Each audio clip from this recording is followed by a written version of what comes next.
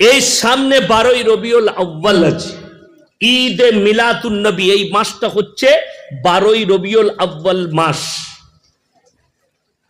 যারা ডিজে বাজিয়ে বর্তমানে মিছিল করবে, আমি চ্যালেঞ্জ ছুড়ে বললাম, আমি চুজ করব একটা ছেলেকে, সে যদি 12টা আরবি মাসের নাম বলে দিতে পারে, আমি মৌলবি শওকতের বেটা টাউনে আর জলসা করব না। চ্যালেঞ্জ ছুড়ে বললাম, 12ই রবিউল আউয়ালের মাস, এই মাসটাই যদি ড্যান্স করা যেত, ডিজে বাজিয়ে যদি আপনার জুলুস বার করা যেত, সর্বপ্রথম তো আমরা আলেমরা প্রথম সারিতে থাকতাম। কথাটা বুঝে এসছে না আসেনি? কথা বলে না? আমরা আগে থাকতাম না? থাকতাম না। জুলুস ইসলামী শরীয়তে নাই। ছেলের কেক কেটে যে মুসলমানরা জন্মদিন পালন করে, তারা রেডি থাকুন কবরে মার খাবার লেগে। যদি তাহাজ্জুদ গুজার হন, আল্লাহর কসম আটকাবেন আপনি। চ্যালেঞ্জ ছুড়ে বললাম, যদি কেউ শিক্ষিত থাকেন আর মনে হয় ইয়াসিন সাহেব ভুল বলছে, তোমার বাপের বেটা কোনো মৌলবি থাকলে আমি 2 ঘন্টা স্টেজে আছি, নিয়ে এসো। দিয়ে খালি প্রমাণ করি দিবে হাদিস আর কোরআন দিয়ে, কেক কেটে জন্মদিন পালন করা ইসলামী শরীয়তে জায়েজ আছে। আমি মৌলবি শওকতের বেটা কোনো মৌলবি যদি এখানে হালাল বলতে পারে, আমি তার জুতোর মালা পরে গাড়ি চেপে ঘর যাব। চ্যালেঞ্জ ছুড়লাম এটা। যদি বলেন কেন, এই জন্য হারাম। শুনেলেন, জন্মদিন খ্রিস্টানরা পালন করে, জন্মদিনটা ইহুদি নাসারাদের কালচার। আর কোরআনে আছে সূরা ফাতিহার শেষ আয়াত, গায়রিল মাগজুবি আলাইহিম ওয়ালাদ দাল্লিন। মাগজুব মানে ইহুদি আর দাল্লিন মানে নাসারা। এই দুটো দলই পদভ্রষ্ট, আর এদের যারা অনুসারী হবে তারাও পদভ্রষ্ট হবে। আপনি নামাজ পড়েন 5 ওয়াক্তের, আপনার পুতার আপনি কেক কেটে জন্মদিন পালন করছেন, আপনি রেডি থাকুন কবরে কেলানি খাবার জন্য। আমি চ্যালেঞ্জ ছুড়ে বললাম। আর যদি মনে হয় আমার কাছে কোরআন হাদিসের জ্ঞান আছে, যুক্তি আমার কাছে চলবে না। কোরআনের আয়াত শোনালাম, এই কালচার হচ্ছে ইহুদি নাসারাদের কালচার, এ কালচার ইসলামের নয়।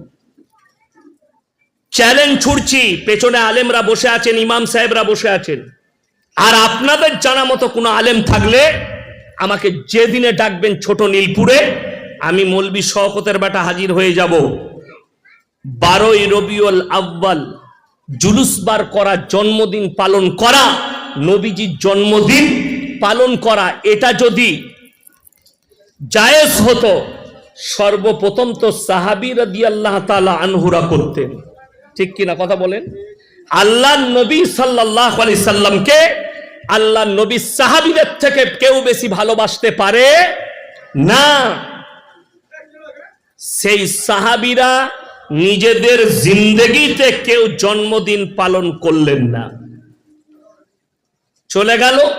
তাবিনরা করলেন না, তবে তাবিনরা করলেন না। 4 জন ইমাম, তিনারাও নিজের জীবন দশায় জন্মদিন পালন করলেন না। আর এই কটা গন্ডমূর্খ জিলাপি হুজুর, জিলাপি না খেলে এদের পেট ভরে না। এরা বলছে ওই দিনে তো বিরিয়ানি পোলাও খেতে হবে, ওই জন্য 12ই রবিউল আউয়াল পালন করতে হবে। খাও, কে মানা করেছে? কবরে জবাব দিবে। কবরে যদি নিজের ছেলের জন্মদিন পালন না করা যায়, রাসূলের সাহাবীরা না করে থাকেন, আপনি কোন হিসাবে সেটাকে ধর্ম মনে করছেন? 1 মিনিটের লেগে মনে করে নিলাম যে চলো ঠিক আছে। আপনি বলুন, যদি মিথ্যা হয় আমি ইউটিউব খুলে দেখিয়ে দেবো আপনাকে। এখানে ইউটিউবে আছে, বর্তমান টাউনে ওভারব্রিজের ওপরে হারামখোর এই মুসলিম যুবকরা ডিজে লাগিয়ে ড্যান্স করছে 12ই রবিউল আউয়ালে। কাদের ঘরের সন্তান? মদ খেয়ে বড় বাজারের ছেলে মেয়েরা সারা রাত ড্যান্স করে মুহররমের দিনে। আর এরা বলে আমরা আশিকে রাসূল, এরা বলে হযরতে হোসেনকে মহব্বত করি।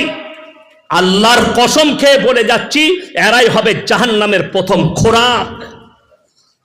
মদ ইসলামে স্পর্শ করা হারাম, গাঁজা ইসলামে স্পর্শ করা হারাম। নেশাগ্রস্ত জিনিস ইসলামে হারাম, আর আপনি মদ খেয়ে হাজরতে হোসেনের দুঃখ পালন করছেন, তাও আবার আন্ডার প্যান্ট পরে ড্যান্স করে। আরে এটা জায়েজ হলে তো আমরা মৌলবীরা আগে